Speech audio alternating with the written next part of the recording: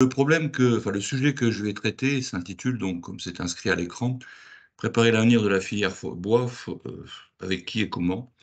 C'est un sujet, on parle souvent d'attractivité, mais je crois qu'il est beaucoup plus large que ça et c'est un peu de cela que je voudrais vous entretenir. Parce que si on veut préparer l'avenir de notre filière, il est évident qu'il faut s'appuyer sur des hommes et des femmes sans lesquels on ne pourra pas grand-chose. Alors ce que je vous propose comme menu, c'est le suivant. Vous voyez bien tout ce que je suis en train de faire défiler, Anne-Sara, c'est bon? Oui, ça marche. Alors, une première introduction avec, j'ai appelé ça une parenthèse québécoise, et qui montre comment il y a déjà un certain nombre d'années, la vision de la société par rapport aux problématiques forestières et les problématiques d'industrie du bois ont pu impacter sur les vocations. Ensuite, je vous parlerai d'une nouvelle génération, qui est celle du Covid, et des conséquences qui peut y avoir à travers cet épisode un peu difficile. J'aborderai quelques points sur les caractéristiques de la filière forêt-bois et qui expliquent en grande partie son attractivité ou son manque d'attractivité. Ensuite, optimiste ou pessimiste, on verra, sachant que je définis toujours le pessimiste comme un optimiste qui a compris.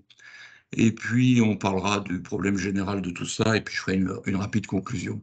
Alors, cette parenthèse québécoise est la suivante. Bon, je ne vais pas redécrire le Québec, vous le connaissez, c'est quand on parle de forêt, de bûcherons, d'utilisation du bois, évidemment, c'est un pays qui fait référence, hein, qui fait sens pour beaucoup de gens. Vous avez quelques chiffres, on peut simplement retenir que les forêts sont essentiellement publiques et que finalement, en matière de récolte annuelle, on récolte en France à peu près autant de millions de mètres cubes que l'on ne peut récolter au Québec, alors que la superficie forestière est bien évidemment plus grande. Je vais vous parler d'un épisode qui a eu lieu, il est déjà ancien, en 99. Alors pourquoi je vais vous parler de ça? Simplement parce que beaucoup de phénomènes de société que l'on vit actuellement, à tout niveau, dans différents secteurs, sont des phénomènes de société qui ont vu le jour, en règle générale, en Amérique du Nord. Et celui-là est important pour nous. En 99, Richard Desjardins, que vous connaissez ou pas, c'est un chanteur populaire, très célèbre au Québec, avait, comme tous les Québécois, un chalet au bord du lac où il allait avec son gros 4x4 toutes les fins de semaine.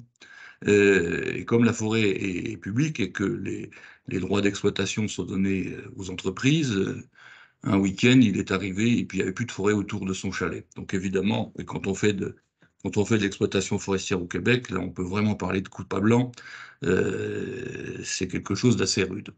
Donc il est rentré à Montréal et il a ameuté toute l'intelligentsia montréalaise et ça a donné lieu à un film qui s'appelle L'Erreur boréale, qu'on peut encore retrouver sur Internet, et qui est un pamphlet d'une violence assez inouïe envers évidemment les gestionnaires forestiers, mais également envers toute l'industrie forestière, avec ce paradoxe que 90% des maisons au Québec sont construites en bois, mais ça c'est un autre sujet.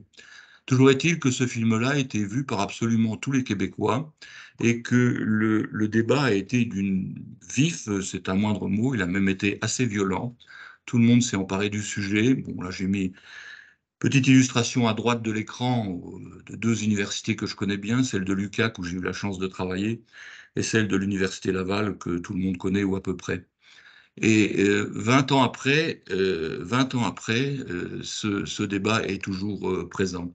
En 2011, c'est l'année où j'étais là-bas, j'ai été détaché au Canada pendant une période de ma vie d'universitaire. On avait là encore les conséquences de ce qu'avait été cette prise de position, on va dire médiatique, cette prise de position de la société par rapport à l'activité qui est la nôtre. Je m'associe bien évidemment à cette activité-là, même si je suis universitaire. On ne trouvait nulle part trace de métier dans le secteur de la forêt et du bois, dans tout ce qui pouvait paraître sur le sujet, et on parlait encore d'assassinat. Autre élément, c'était toujours en 2011, quand on demandait aux Québécois en qui ils avaient confiance et en qui ils n'avaient pas confiance, vous voyez que les gens en qui on avait le moins confiance au Québec, c'était les compagnies forestières, avec un score assez fort, et les groupes, enfin, les mouvements auxquels on avait le plus confiance, c'était les groupes environnementaux. Signalons au passage que le petit émoticône qui désigne Monsieur Méchant, je ne sais pas si vous avez remarqué, mais il a une petite tronçonneuse dans le dos. Dans l'activité qui avait été la mienne au Québec, j'avais été chargé par développement économique de travailler sur l'impact, entre autres, de ce film sur les vocations, sur les formations. Et le travail que j'ai fait, le travail d'analyse des chiffres, était assez éloquent. On a vu dès l'apparition de ce film-là une baisse des fréquentations de tous les centres de formation, que ce soit dans le domaine forestier ou dans le domaine lié plus particulièrement à l'industrie du bois, avec des chutes qui étaient assez spectaculaires, moins 50, moins 70% en 5 ans, voire fermeture et extinction des centres de formation. Donc tout ça est né d'un phénomène de société et qui fait sens et qui fait écho avec ce que l'on peut vivre actuellement en France.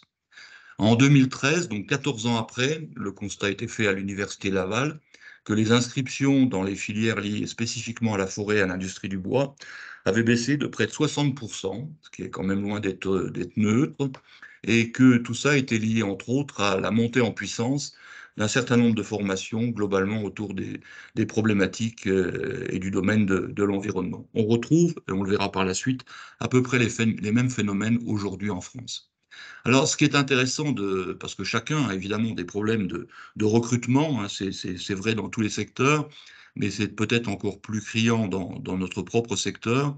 Il faut s'intéresser aux aspirations des étudiants actuels. C'est un peu ce que je vous propose d'évoquer avec vous rapidement cet après-midi. On peut commencer à la base. Quand on a 15 ans, on rêve de métiers et divers et variés. Ils sont donnés ici, c'est en anglais, vous m'excuserez. Mais finalement, quand on demande aux gamins de 15 ans, aux gamins, aux gamines, bien évidemment, ce qu'ils ont envie de faire de leur vie, on constate qu'il y a eu peu de changements en 18 ans. Le rêve, c'est, bon, j'enlève astronaute et puis pompier, ça c'est plus jeune, hein. Mais les rêves, les aspirations, elles portent sur les métiers de la santé, sur les métiers de l'enseignement, sur les métiers éventuellement pour devenir un grand capitaine d'industrie, mais ça on n'en est pas bien sûr. Dans le domaine de l'ingénierie, c'est centré sur l'informatique et les télécoms. Et puis vous voyez que tout ce qui correspond à notre secteur, à nos secteurs, c'est absolument absent de l'épure, ce n'est jamais évoqué. C'est une enquête que vous avez là sous les yeux qui date de 2019, donc est assez récente. Si on remonte un peu, si on avance un peu en âge, on peut s'intéresser également, c'est même très d'actualité, puisque je crois que Parcoursup a fermé il y a quelques jours. Là sont les chiffres de 2020. Donc, quand on analyse les vœux, les premiers vœux des jeunes de notre pays, à travers Parcoursup, plus de la moitié, mettre en premier vœu des formations dans le domaine de la santé. Vous en avez à peu près 30% dans le domaine du commerce, 12% dans le domaine du droit, et puis un petit 8% pour des formations qui permettent d'entrer, entre autres, dans les écoles d'ingénieurs. Là non plus, évidemment, nos formations liées à la formation, les formations liées au bois et à la forêt sont totalement absentes. Je vais évidemment faire un petit focus sur les écoles d'ingénieurs, parce que c'est mon métier, je fais ça depuis un grand nombre d'années. Les premiers changements d'opinion, les premières inquiétudes, les premiers malaises qu'on a pu percevoir datent de quelques années, avec un certain nombre d'articles, un certain nombre d'émissions qui ont été produits sur le sujet. Globalement, ce que l'on constate, et c'est particulièrement vrai dans les écoles d'ingénieurs, c'est un malaise grandissant des jeunes face, entre autres, au climat. Et il y a une petite photo à droite là sur l'écran. C'est la première fois dans ma longue carrière à l'ENSTIB que lorsqu'on a des personnalités qui viennent visiter la maison, on avait Emmanuel Vargon cette année-là, c'était en mars 2019, et il était accueilli par un sitting de nos élèves avec des pancartes sur ces problèmes climatiques. C'était une première, on n'avait jamais vu ça. Donc, il y a là un certain nombre de signaux d'alerte dont on ne peut pas faire l'économie. Il faut les prendre en compte, c'est une évidence. En 2022, c'était tellement viral que tout le monde a vu ça, la remise des diplômes à AgroParisTech, où une équipe de jeunes diplômés a pris la parole pour finalement expliquer qu'ils allaient bifurquer et qu'ils n'avaient aucune envie de s'engager dans les formations pour lesquelles on les avait préparés. partant du principe que ces formations et ces métiers, donc d'ingénieurs là, dans tout ce qui est visé par AgroParisTech, globalement contribuaient aux ravages sociaux et écologiques et qu'ils ne voulaient pas être responsables de tout ça. Donc des signaux d'alerte qui sont largement confirmés. Récemment, c'est sorti en 2023, je l'ai mis ici sur l'écran, La révolte des premiers de la classe, qui analyse un peu ce phénomène, qui est un phénomène assez profond, hein. On ne peut pas le passer sous silence. Les directeurs d'écoles d'ingénieurs n'aiment pas aborder le sujet, évidemment, mais c'est un sujet qui est très, très présent aujourd'hui.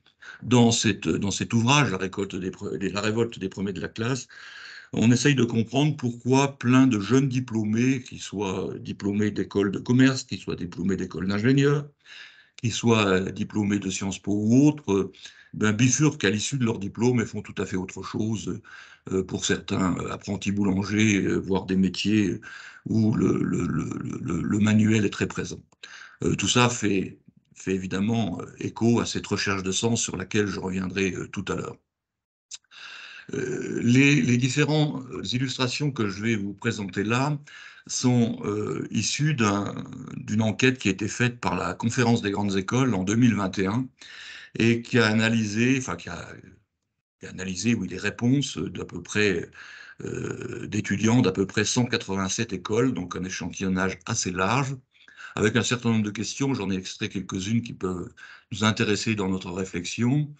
La première des questions, elle concerne évidemment les changements climatiques et l'inquiétude que peut avoir la génération en cours par rapport à la marche du monde et les conséquences de ces changements climatiques.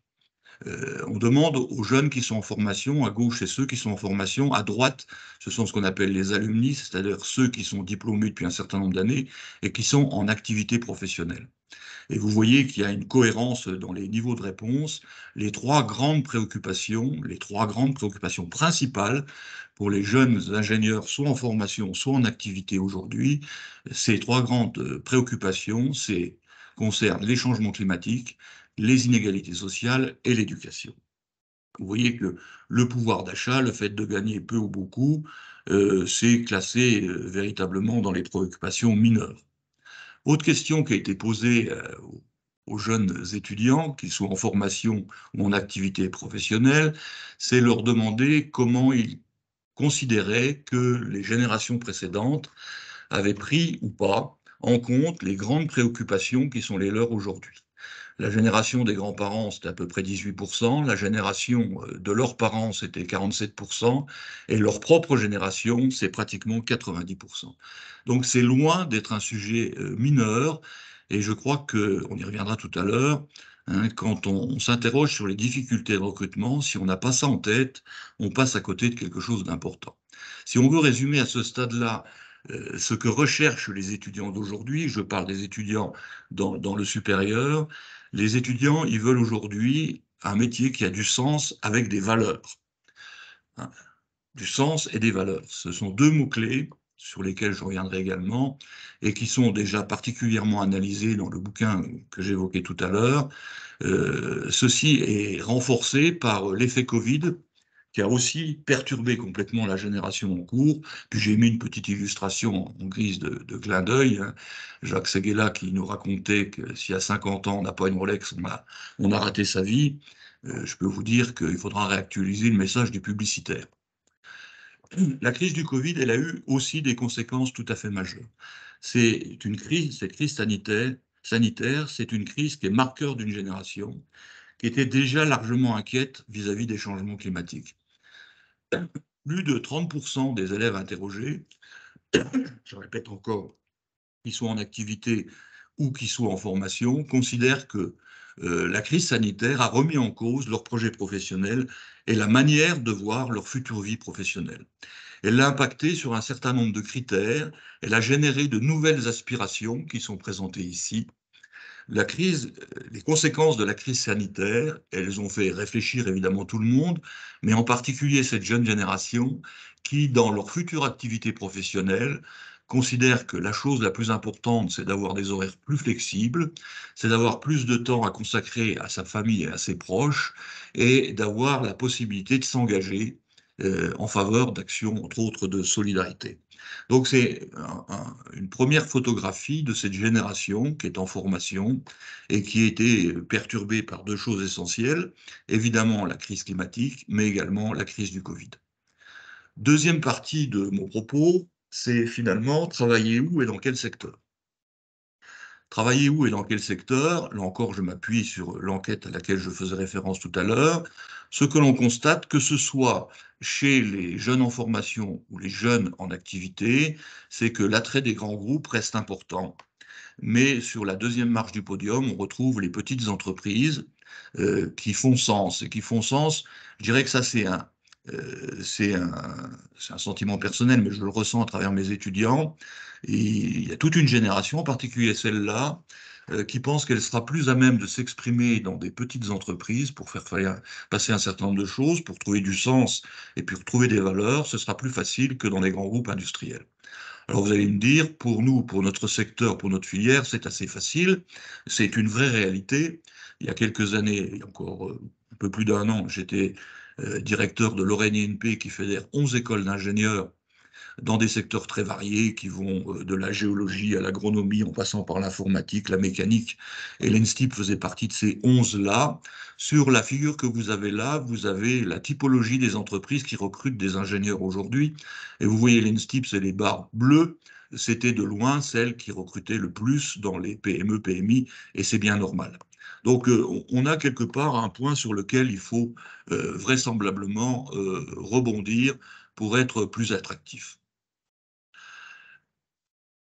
Quand on leur demande dans quel secteur tous ces jeunes gens veulent travailler, ce qui ressort très clairement aussi, on revient toujours à la même problématique, hein, qui est liée aux inquiétudes de la génération en devenir. La problématique principale, le secteur dans lequel ils veulent être utiles, c'est très clairement l'environnement. C'est particulièrement vrai chez les jeunes qui sont en activité, mais de manière encore plus significative, c'est encore plus vrai chez les gens qui sont déjà en activité par rapport à ceux qui sont en formation. Le deuxième secteur, c'est celui de l'énergie, mais ça rejoint évidemment mon propos. Et puis le troisième secteur, hein, c'est celui de l'humanitaire et du conseil pour les gens qui sont déjà en activité. Alors, dans tout ça, comment on se situe? Alors, dans le travail, dans l'enquête sur laquelle je m'appuie, on retrouve en tête de peloton l'environnement, les énergies, l'humanitaire que j'ai évoqué tout à l'heure. Et puis, il faut aller chercher très, très, très, très loin, dans les 14 propositions qui étaient faites, le seul secteur qui se rapproche un tout petit peu de ce qui est notre activité au quotidien, que ce soit dans le domaine forestier ou dans le domaine de la transformation du bois, puisque chacun sait que le secteur de la construction, c'est celui qui capte les plus gros volumes dans notre activité.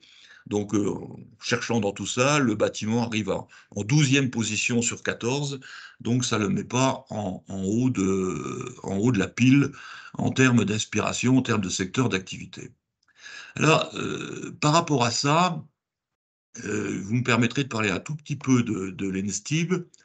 Il y a quelque chose qui nous a interrogés et qui rejoint en fait ce que j'ai évoqué jusqu'ici, c'est qu'on a pu constater, surtout depuis quelques années, des évolutions particulièrement notables en matière d'emploi pour les jeunes diplômés. Bon, l'ENSTIB, comme vous le savez, c'est une école qui forme principalement pour toutes les industries de transformation du bois, et le secteur forestier, jusqu'à il y a encore peu de temps, c'était un secteur où de temps en temps, il y en avait un ou deux qui allaient se promener, mais c'était pas du tout quelque chose de significatif. Ici, sur cette courbe, enfin sur ce tableau, vous avez les secteurs d'emploi, les premiers emplois pour les ingénieurs diplômés. Bon, on retrouve sur les périodes 2003-2008, 2009-2014, et puis les points rouges, c'est 2022, c'est la dernière promo. On retrouve évidemment en tête de gondole le secteur de la construction, et c'est bien normal, le reste étant à peu près uniformément réparti. Et puis il y a quelque chose de singulier, c'est qu'on a vu apparaître un secteur qui n'était pas notre secteur, on va dire, historique, qui est celui de la production forestière, donc du travail de forestier, en particulier à l'ONF, où là, aujourd'hui, on atteint un nombre tout à fait significatif de jeunes diplômés qui sont embauchés directement dans des structures où l'activité est principalement forestière. C'est très nouveau, c'est très déconcertant, Et puis, on peut le mettre ça en parallèle avec les offres d'emploi qu'on reçoit à l'école. Jusqu'à il y a quelques années, jusqu'en 2017, bon, traditionnellement, on avait allez, on va dire 4-5% d'offres d'emploi sur à peu près 610, un peu plus de 600, tous secteurs confondus qui arrivaient à l'école, donc 4-5% d'offres d'emploi dans le domaine forestier. Et puis à partir de 2017, vous voyez qu'il y a eu un saut, hein, c'est pas continu, un saut tout à fait considérable, où on atteint 18, 16, 17, 18% d'offres sur le secteur forestier. Donc ça veut dire quelque chose, et je pense on le comprendra dans la suite de mon propos. C'est le problème global de la formation des forestiers en France, mais j'y reviendrai tout à l'heure. Alors, l'autre question qui est importante, c'est travailler pourquoi? C'est une vraie question, ça, que chacun a dû se poser dans sa vie, hein, mais que les jeunes générations, je peux vous le dire et vous le confirmer, se posent encore plus aujourd'hui. Une enquête toute récente d'octobre 2022, bon, elle est très vaste, hein, mais j'en ai extrait quelque chose qui était significatif. À la question posée, le travail est très important dans ma vie, en 90, 60% des interrogés répondaient oui, le travail est très important dans ma vie. En 2022, vous voyez que c'est 20%. Donc, ça aussi, c'est quelque chose qui interroge et qui doit nous interroger et qui doit nous faire nous poser les bonnes questions par rapport à l'attractivité de nos métiers. En poursuivant par rapport à ça, la question qui était posée, c'est qu'est-ce qui pourrait vous rendre fier au cours de votre vie professionnelle? Qu'est-ce qui pourrait vous rendre fier au cours de votre vie professionnelle? Là aussi, il y a des réponses qui sont intéressantes. Ce que les jeunes générations en formation, mais aussi en activité, recherchent en premier lieu, c'est d'avoir été utile et d'avoir apporté des changements positifs à la société. Changements positifs à la société, ce sont aussi des mots-clés qui sans doute n'apparaissaient pas il y a quelques décennies, mais qui aujourd'hui, qui étaient évidemment dominés par autre chose, qui était d'avoir gagné de l'argent, qui apparaît pas dans les priorités, mais on l'a déjà dit. Donc tout ça nous fait converger vers quelque chose qui est essentiel. Je reviens sur cette recherche de sens et de valeur, recherche de sens et de valeur. Alors évidemment, vous allez me dire, on fait de la RSE dans les entreprises. Euh, oui, c'est bien, parce que c'est devenu pour les jeunes générations quelque chose d'essentiel, mais il faut bien avoir conscience que les jeunes générations ne sont pas dupes dans cette illustration-là, quand on les interroge sur les engagements RSE des entreprises, hein, vous avez des réponses qui convergent toutes vers la même conclusion. C'est que les entreprises qui font de la RSE par conviction, il y en a pas beaucoup. Il y en a largement plus qui le font par opportunisme. Il y en a qui le font par nécessité ou par obligation. Donc, il faut bien avoir conscience qu'on n'est pas en face d'une génération que l'on pourra duper très facilement. Je reviens sur la notion de salaire. Bon, je vais vous donner quelques chiffres après pour positionner à peu près notre filière par rapport aux autres. Donc, globalement, un quart des jeunes hein, sont prêts à accepter, même pas, c'est pas un quart, c'est 75% des jeunes sont prêts, compte tenu d'un travail où il y aurait du sens et des valeurs, de gagner un peu moins qu'aujourd'hui ou qu'hier. Alors, par rapport à ça, c'est pas très compliqué pour la filière forêt-bois. Là encore, en m'appuyant sur ce qu'avait été mon travail à l'ORNINP, où j'avais 11 écoles d'ingénieurs sous ma tutelle, j'avais fait un comparatif des niveaux de salaire des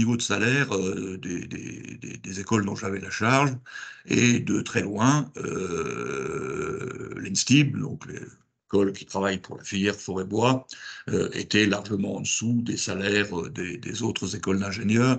J'ai fait un petit différentiel, là, il y avait l'école des mines de Nancy, un salaire de débutant d'un jeune de l'école des mines de Nancy ou l'INSTIB, il y a un écart de salaire de 43%. Bon, ça s'est un petit peu arrangé ces dernières années, mais ça reste un sujet qui, à la limite, à travers ce que je vous ai dit, est peut-être pas un sujet principal. Alors, je vous ai parlé de valeur et de sens. Alors, finalement, la question qu'il faut se poser, les valeurs que recherchent les jeunes générations, c'est quoi? Alors, dans ce tableau-là, il y a 3 colonnes. J'ai rappelé les valeurs humaines les plus importantes, hein, les valeurs universelles, qui portent sur le respect, l'amour, la liberté, la justice, la tolérance, l'équité, la paix, l'honnêteté, la responsabilité, la loyauté. Et puis, j'ai repris les valeurs qui sont affichées, qui font partie de la communication de 3 structures. J'ai pris la Croix-Rouge, j'ai pris les Ikea et j'ai pris Amazon, qui ont déjà au moins le mérite de les exprimer, les valeurs. Donc il n'y a pas de tromperie sur la marchandise, et c'est peut-être un exercice de style, que pas forcément simple, mais que chacun devrait avoir en tête et s'interroger sur, finalement, quelles sont les valeurs de mon entreprise. Si je veux attirer des jeunes dans mon entreprise, il faut que je sois capable de leur dire quelles sont les valeurs que je défends. J'aurais tendance à penser que dans notre filière, c'est plus facile que dans d'autres. Mais je ne suis pas persuadé que, j'ai rarement rencontré d'ailleurs d'entreprise, hein, qui ait fait cet effort d'être clair par rapport aux valeurs qui sont les siennes. Bon, vous pourrez éventuellement regarder dans le détail quelles sont les valeurs d'IKEA ou les valeurs d'Amazon. Je ne suis pas sûr que ce soit les mêmes que celles de la plupart des entreprises de la filière bois, mais ça donne une base de réflexion. Une fois qu'on s'est interrogé sur les valeurs, il faut être capable de dire aux jeunes que l'on souhaite embaucher, quel est le sens qu'ils vont pouvoir trouver dans leur travail. Alors là encore, je recommande la lecture d'un ouvrage paru il y a quelque temps, qui s'appelle Redonner du sens au travail, et j'en ai fait un résumé, mais très très résumé. Si on devait définir le sens d'une profession, pour les auteurs, ça peut s'évaluer selon 3 critères principaux. L'utilité sociale du métier, on revient un peu à ce que j'ai évoqué tout à l'heure, la possibilité de se faire ce métier sans contrevenir à ses valeurs morales, ça revient aux valeurs que j'évoquais tout à l'heure. Et un autre point, qui est la possibilité d'y apprendre des choses nouvelles. Donc, si on est une entreprise de la filière forêt-bois, on s'interroge sur les valeurs qu'on est capable de mettre au fronton de son entreprise, et puis on s'interroge si on veut embaucher des jeunes, au sens que l'on peut donner à leur travail ou sens qu'ils trouveront dans le travail qu'on leur propose. Si on ne s'interroge pas sur ces 2 questions principales, on risque de passer à travers un certain nombre, d'être exposé à un certain nombre de difficultés. Alors, je voudrais aborder maintenant quelques caractéristiques de la filière forêt-bois et qui expliquent en partie son attractivité ou son manque d'attractivité. Alors, je suis toujours enseignant à l'ENSTIB et je fais un cours qui s'appelle l'éthique de l'ingénieur dans la filière forêt-bois, et je récupère dès qu'ils arrivent tous les jeunes, en septembre, là même fin août d'ailleurs, tous les jeunes, et on débat, on discute beaucoup, et puis j'essaye de savoir quelle est leur vision pour des jeunes qui, pour la grande majorité, ne connaissent absolument pas notre filière, qu'on a un petit peu entendu parler, quelle est leur vision de cette filière-là. Alors, c'est un peu schématique ce que je vais dire, mais régulièrement, on retrouve ces deux grandes tendances. Il y a une espèce de vision romantico-passéiste qui existe toujours, l'industrie du bois, la bonne odeur, les copeaux, etc., etc. Et puis, il y a celle qui existe partout, hein, et ça va être difficile de la contourner, une industrie qui est une industrie de tueurs d'arbres. Ça, c'est, si on n'a pas bien, c'est pas une image d'Épinal, hein, ça, je peux vous dire que même chez des jeunes qui viennent dans une école comme la nôtre, ici, c'est quelque chose qui est un peu présent dans la tête. Et puis, il y a une autre vision qui n'est pas liée à la forêt, qui n'est pas liée au bois, c'est celle qui est liée à la forêt. Alors là, il y a une espèce de vision écolo-babacool, où on parle surtout de préservation, de biodiversité, et c'est une image qui est aussi fortement, fortement présente, et sur laquelle je reviendrai en particulier dans la problématique de la formation des ingénieurs forestiers. Alors ces réflexions-là, ce que je viens d'évoquer là, c'est pas nouveau. En 2004, donc il y a déjà un certain nombre d'années, dans dans la revue forestière française, le travail qui avait été fait par Valérie Courvez et qui s'interrogeait sur la complexité de notre filière et son attractivité. Déjà à cette époque, on parlait d'incarnation idéalisée d'une nature vierge et pure, on parlait d'une filière qui avait une image peu innovante, donc qui attirait pas beaucoup, où il y avait peu d'innovation, donc qui n'était pas moderne. Et puis de toute manière, ça mettait en évidence une méconnaissance que chacun est confronté tous les jours du grand public par rapport aux réalités d'une activité de la filière. Alors, sur cette image peu innovante, évidemment, nous, on sait que les choses ont changé. On sait que les choses ont changé entre la photo en haut à gauche et puis la photo en bas à droite. Il est clair que les choses ont évolué. Mais elles ont évolué lentement. Elles ont évolué beaucoup plus lentement que dans d'autres secteurs. Je m'appuie là-dessus sur un certain nombre de chiffres et puis d'histoires que j'ai pu rassembler. Et je vous raconte très rapidement l'arrivée de la commande numérique. Anne-Sara, on m'explique qu'il reste plus que 5 minutes pour ma réunion. Donc si je suis coupé dans 5 minutes, je ne serai pas arrivé au bout. L'évolution de la commande numérique. La commande numérique, elle est arrivée en 1942 dans l'acier aux États-Unis. En 78, c'était l'usinage à commande numérique, c'était totalement banalisé dans tout ce qui était lié à l'usinage des métaux. 78, c'est la première fois où en France, on a trouvé un constructeur qui faisait une machine à commande numérique. En 95, on avait 5 machines à commande numérique pour la taille de charpente du bois en France. Hein, les deux premières étaient, si je ne me trompe pas, chez Matisse et puis chez Weissrock. En 2002, on a fêté la 100e machine et en 2008, c'est devenu un outil banal. Mais ce que l'on constate à travers ça, c'est qu'on a un espèce de décalage technologique à peu près d'une trentaine d'années. Donc, que cette image d'absence de modernité nous colle encore au basque, c'est un peu normal. Alors, évidemment, il y a un retard technologique qui se comble. J'ai mis en parallèle là, deux photos de Syrie, une qui est près de chez nous, c'est le groupe SIAT avec son système d'analyse des grumes par scanner, type scanner médical. Et puis j'ai mis à droite des scieries, comme on en trouve encore un petit peu partout. Donc on a une évolution et un retard technologique qui se comble, mais qui est pas de manière uniforme, donc qui continue à véhiculer une image, quoi qu'on fasse, qui n'est pas une image de très très très grande modernité. Alors les conséquences sur les formations de tout ça, alors, je vais essayer, là encore, d'être le plus succinct possible. Bon, j'ai pris l'exemple de l'ENSTIB. Donc, en termes d'attractivité, finalement, si je regarde d'où viennent les jeunes, ces ingénieurs qui sont arrivés pour la promo 2023, ils viennent d'à peu près partout. Ils font de l'apprentissage, ils font de la formation initiale. Tout va bien ou à peu près. On peut se dire aussi que tout va bien ou à peu près. Là, vous avez l'évolution des inscriptions au concours. Donc, vous voyez, on a une augmentation régulière. On est à peu près à 3000 étudiants pour une centaine de places qui cochent la case NSTIB. Donc, voilà, c'est le bonheur absolu, mais ce n'est pas le bonheur absolu. C'est loin d'être le bonheur absolu. Parce que quand on est en classe préparatoire pour rentrer dans une école d'ingénieur, on coche toute une ribambelle d'écoles, et puis ensuite, une fois qu'on est admissible, eh ben, on choisit définitivement, et là, les données du problème sont pas tout à fait les mêmes. Et entre ce moment où on est admissible et ce moment où on choisit, il y a un truc qui est important, qui est peut-être plus important pour les parents que pour les enfants d'ailleurs, c'est celui du classement des écoles d'ingénieurs. Alors, il y a des tas de classements qui sont faits. Classement de l'étudiant, du Figaro, de l'usine Nouvelle, etc., etc. Là, j'ai mis les 3 écoles d'ingénieurs, je vais dire principales, sans être excessif, AgroParisTech pour les forestiers, l'ENSTIB et puis l'ESB.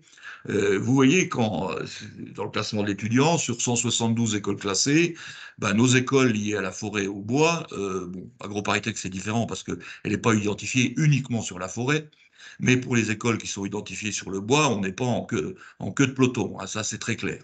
Hein. On est même plutôt à la fin.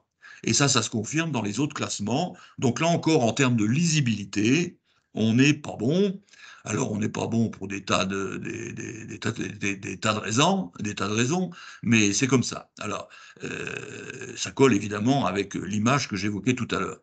Alors, quand on regarde les taux de remplissage, là encore, je focalise sur l'école, c'est pas si mal que ça. Pour la rentrée 2021, on était à un remplissage de 100%, mais il y a pas d'excès par rapport aux gens qui se précipitent à l'entrée, hein, même si on a 3000 qui sont inscrits au concours. Je vous ai expliqué que par le jeu des cases que l'on coche, à l'arrivée, il y en a beaucoup moins. Donc, ça va à peu près, mais il ne faut pas se tromper. Là, j'ai essayé, pour ne pas focaliser que sur les écoles d'ingénieurs, de ventiler à la fois les problèmes, enfin, ventiler les problèmes que l'on peut avoir, donc sur ce que vous avez l'habitude de connaître en termes de niveau, du niveau 3 au niveau 8. Le niveau 3, c'est le niveau CAP, BEP. Donc là, il y a des besoins très criants, hein, en particulier chez les ETF, et c'est pas simple. Sur les niveaux 5 et 6 qui correspondent aux DUT et BTS. Alors sur les BTS, je voudrais dire quelque chose qui est important. Je crois qu'on a fait une erreur historique en France, c'est-à-dire on s'est dit, bon, allez, on a des difficultés pour recruter, donc on va aller voir l'élu du coin, et comme la responsabilité des ouvertures de classes de BTS, ce sont les régions qui les prennent, et puis on va créer une section de BTS, et puis on va avoir réglé le problème. On n'a rien réglé du tout. Je dirais même on a détérioré le problème. On a créé tellement d'ouvertures de classes de BTS que pour les remplir aujourd'hui, on les remplit quand on peut, avec principalement des bacs professionnels, et que les niveaux aujourd'hui en sortie que nous on mesure en école d'ingénieur des diplômés de BTS, c'est un niveau qui est de moins en moins bon. Et je ne suis pas un de ceux qui dit que les élèves d'avant étaient meilleurs qu'aujourd'hui. Je fais simplement un constat. Et je fais un double constat parce que je suis aujourd'hui membre de la commission permanente de la commission des titres d'ingénieur, c'est-à-dire qu'habilite ou pas les écoles d'ingénieurs à délivrer le diplôme et qui, évidemment, à chaque fois on conduit un audit dans une école d'ingénieur, on regarde la qualité des recrutements et les consignes aujourd'hui sont claires de la part de la commission des titres d'ingénieurs. On ne recrutera plus de BTS dans les écoles d'ingénieurs. Sauf cas totalement exceptionnel, parce qu'on n'arrive pas à les ramener au niveau d'exigence d'une formation d'ingénieur. Donc ça, c'est lié à une dispersion des outils de formation. On en a mis partout, on a fait du saupoudrage, et puis on a fait baisser la qualité. Sur les niveaux 7 et 8, je vais y revenir, on a une réalité d'équilibre en nombre entre ce qu'on forme et ce dont on a besoin, et on a le problème récurrent que j'ai évoqué tout à l'heure de sens et de valeur. Alors, pourquoi je dis qu'on est en équilibre aujourd'hui? Ben, je vais vous montrer quelques chiffres. Quand on regarde les offres d'emploi cadres à la PEC, ça, ce sont les données 2021, sur la filière forêt-bois, offre cadre APEC 1213. Là-dessus, il y en a une grosse moitié qui n'est pas ouverte aux débutants, donc il n'en reste plus que beaucoup moins. Dans les 623 qui restent, il y a tout un ensemble de fonctions qui ne sont pas spécifiques aux formations d'ingénieurs spécialisés dans la forêt ou dans le bois. Donc il y en a à peu près 233 qui relèvent de ça, ce qui fait que en termes de disponibilité offre ingénieur aujourd'hui en France, allez, on va dire 400. On va dire 400. Et quand je compare ces 400-là avec le flux de diplômés annuels dans les organismes de formation en France qui sont spécialisés sur la forêt et le bois, j'arrive à un total de 420. Donc, on est sur une notion d'équilibre. On est sur une notion d'équilibre. Alors, tout ça pour dire que vous avez vraisemblablement entendu parler d'un certain nombre de projets. Alors, je voudrais déjà signaler un projet c'était pas un projet, c'était une réalité. Hein, l'école catholique des arts et métiers à Lyon avait ouvert une formation de bois avec la volonté de former des ingénieurs parce que, etc., etc. Bon, le problème, c'est que maintenant, quelques années, ils se sont rendus compte qu'ils n'arrivaient pas à recruter, qu'il n'y avait plus de recrutement, donc ça a fermé. On est aujourd'hui confronté au même projet, mais cette fois-ci, c'est sur l'arc alpin, avec une haute école de la forêt du bois, école privée qui a la prétention de faire à peu près la même chose que ce qui se fait dans les outils actuels, et qui, évidemment, a alerté les directeurs des écoles en formation. J'ai extrait le courrier qui était co-signé par le directeur général d'AgroParisTech, par celui de Bordeaux Sciences Agro, mon directeur à l'ENSTIB, Laurent Bléron, et Arnaud Gaudevin à l'ESB, qui alertent sur le fait que la création d'un nouvel outil de formation va faire exactement la même chose que ce que l'on a eu dans les sections de BTS, hein, c'est-à-dire que l'on va dégrader le recrutement, et puis que l'on va, évidemment, à partir du moment où le vivier n'est pas expansible, déstabiliser les outils de formation existants. Donc tout ça, c'est pas pour faire du protectionnisme, mais c'est simplement pour dire que avant de se lancer dans la création d'un outil de formation, il faut s'interroger sur un tas d'autres points, et à mon sens, ça n'a pas été fait. Alors, est-ce que je suis optimiste ou est-ce que je suis pessimiste? Là encore, vous avez une enquête qui a été faite à horizon 2030, quel métier en 2030, que vous pouvez retrouver sur Internet sans aucune difficulté. J'en ai extrait quelques points qui me paraissent importants à avoir présent à l'esprit. Les 15 métiers avec le plus faux taux de départ en retraite d'ici 2030, ben là, on n'est pas en bas de peloton, hein, on est exactement en 5e position. Donc là, on retrouve tout ce qui est lié à la sylviculture, au même titre que les agriculteurs, les bûcherons, etc., etc. Donc on a une problématique par rapport à ça. Cette problématique, elle est d'autant plus renforcée que ce secteur-là, c'est le seul secteur qui sera un secteur avec une destruction nette d'emplois. Tout du moins, c'est comme ça qu'elle est prise en compte dans l'analyse à laquelle je faisais référence. Autre indicateur qui peut nous inquiéter, ça c'est un travail qui a été fait en région Grand Est, dans le cadre d'une analyse d'une approche GPEC sur les métiers de la forêt et du bois. Et ce qu'il y a d'assez inquiétant, c'est la barre en vert, là. Hein. La barre en vert, c'est la tranche d'âge des 50-54 ans dans le domaine forestier. Et vous voyez que vous avez là à peu près 35% des forestiers qui partiront en retraite d'ici une petite dizaine d'années. Donc un sujet d'inquiétude sur lequel encore je reviendrai dans quelques instants, puisque je suis pas loin d'être presque à la fin. Alors évidemment, notre filière s'est inquiétée de tout ça. Donc lorsqu'il y a eu un travail qui a été fait en amont des assises, un certain nombre de points qui ont été évoqués, qui étaient tous liés au renforcement de l'activité des métiers de la filière, le développement des compétences, etc., etc. Je ne vais pas les lister, vous les connaissez, mais il y avait là un certain nombre de points. Il y en avait 5 sur ce transparent-là, et il y en avait encore 4 là, hein, c'est-à-dire une dizaine d'axes d'actions proposées qui pouvaient contribuer à essayer de résoudre le problème.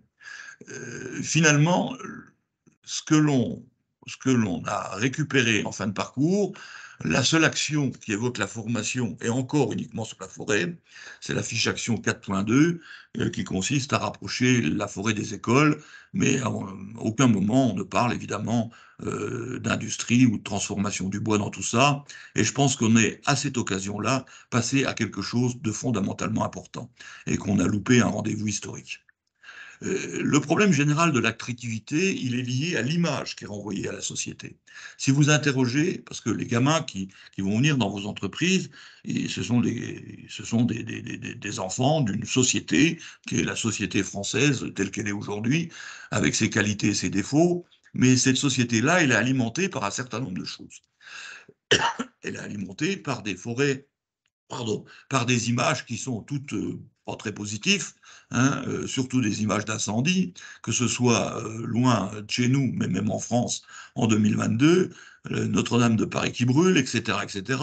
Il n'y a pas un reportage qui ne vous bassine pas immédiatement avec les coupes rases dans le Morvan. Et puis aujourd'hui, on rajoute à ça ben, la crise sanitaire que l'on connaît et l'impact sur les forêts, et qui véhicule là encore des images qui sont loin d'être positives. Et puis on rajoute à ça la littérature que l'on peut avoir tous les jours en kiosque, sur des propos qui sont rarement des propos qui nous caressent dans le sens du poil.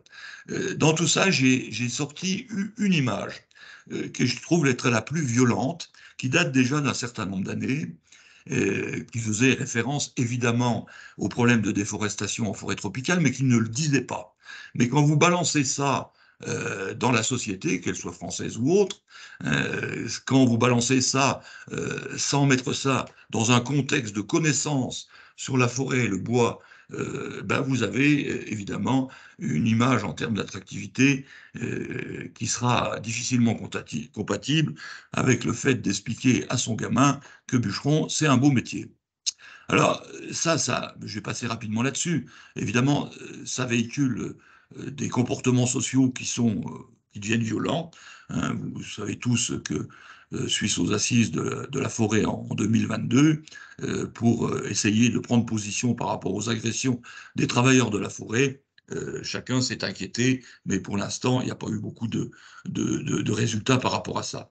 On peut s'interroger, sans être excessif, de se demander si un jour, pour couper un arbre, il ne faudra pas envoyer des CRS. On en est loin encore, mais on s'y approche un petit peu. Et puis on rajoute à ça un certain nombre d'autres initiatives. Alors nous, on est confrontés à ça en région Grand Est.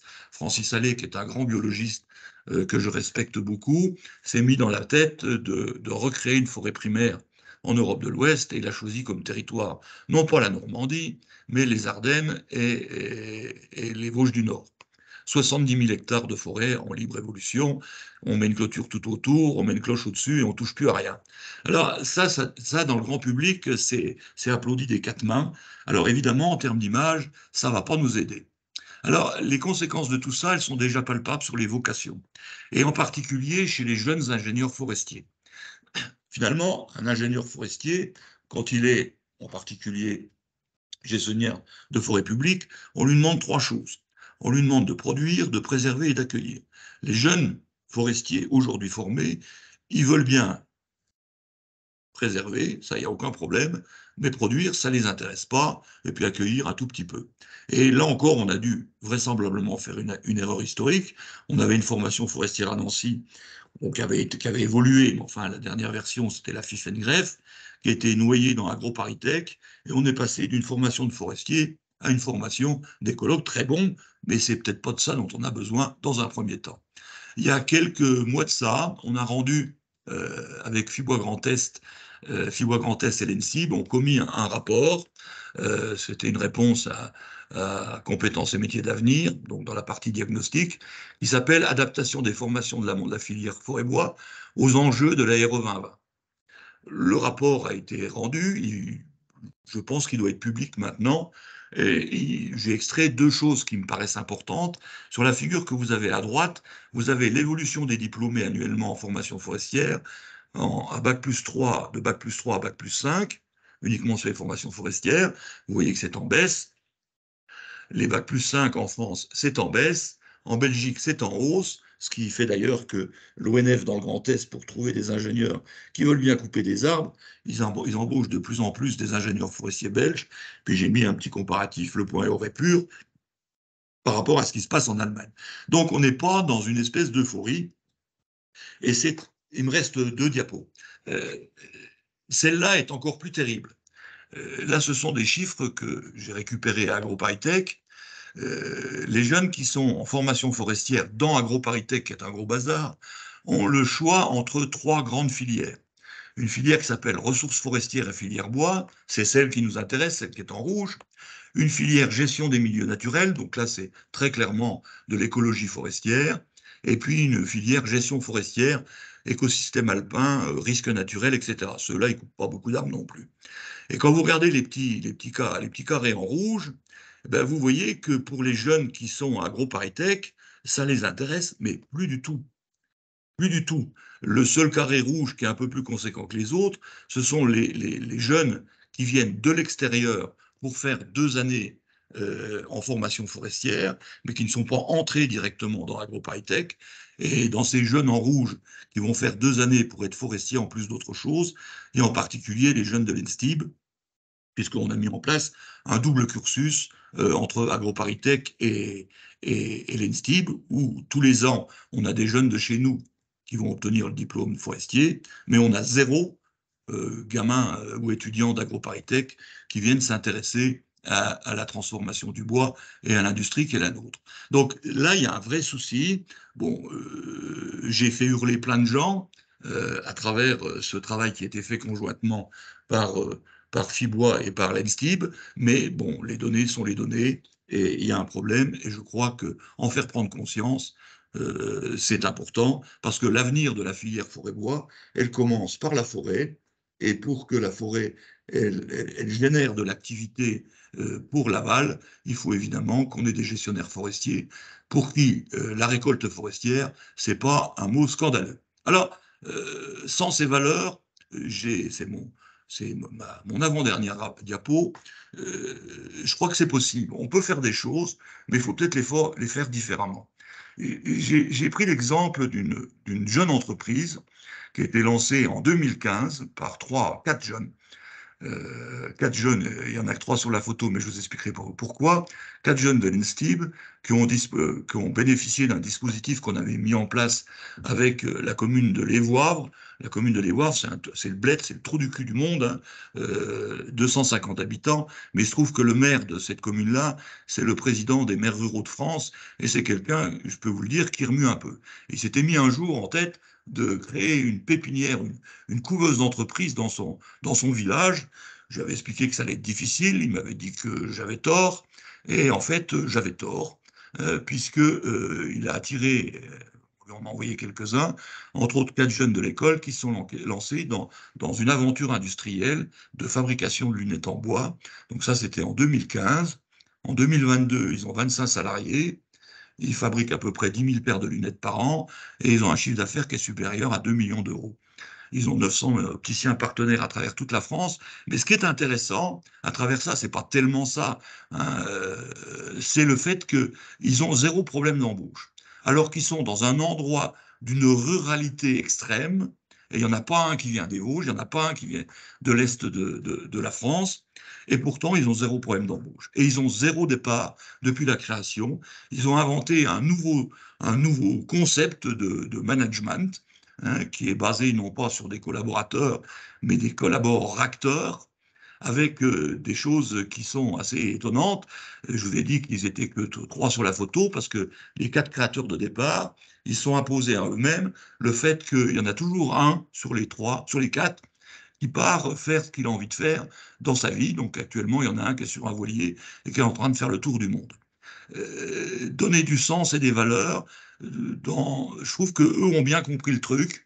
Et c'est peut-être, je ne dis pas que c'est une référence absolue, mais je dis qu'il faut un peu réfléchir à cette affaire-là, sinon on risque d'avoir un certain nombre de déboires.